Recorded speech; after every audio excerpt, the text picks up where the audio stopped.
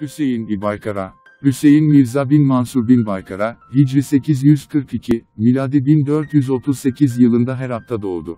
Anne ve baba tarafından Timur Hanedanı'ndan gelen Baykara'nın babası 7 yaşında vefat etti. 14 yaşına kadar onu annesi Firuze Bigim büyüttü. Bu yasa gelene kadar Herat'taki sarayda kaldı ve iyi bir eğitim gördü. Baykara'nın çocukluk ve gençlik yılları Timur ailesinin yakını olan Giyasüddin Kiçkine Bahadır'ın oğlu Alişir Nevai ile birlikte geçti. Eğitim hayatlarında başlayan bu dostluk ömürleri boyunca devam etti. Baykara'nın babası mütevazi bir şehzade olup amcası da bel hükümdarıydı.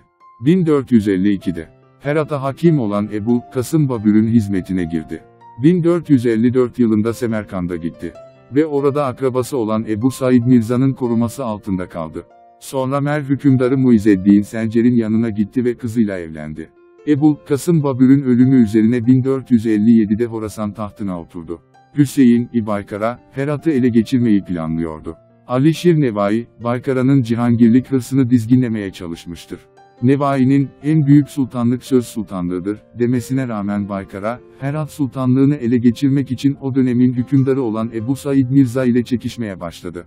1468 yılında Ebu Said Mirza'nın Karabağ yakınlarında Akkoyunlu hükümdarı Uzun Hasan'a yenilmesi bu olaydan kısa bir süre sonra da ölmesiyle 1469 yılında Herat tahtına oturdu ve ömrünün sonuna kadar hükümdarlık yaptı.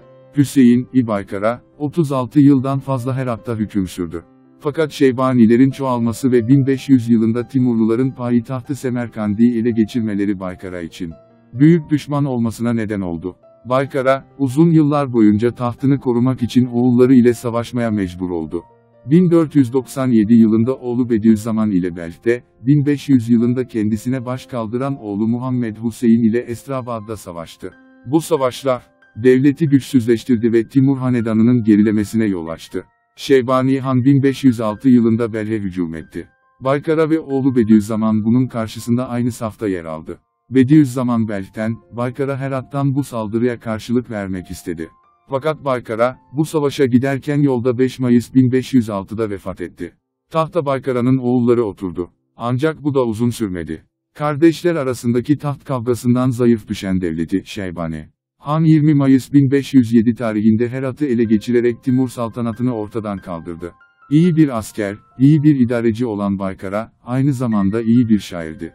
Herat'ı, Timuroğulları Rönesansı diye bilinen büyük kültür ve medeniyet hamlesinin merkezi haline getiren odur. Kısacası Baykara'nın en büyük hizmeti, Türk dilini ve kültürünü himaye etmesidir. Onun döneminde Çağatay Türkçesi altın çağını yaşamış, Türkçeye olan itibar artmıştır.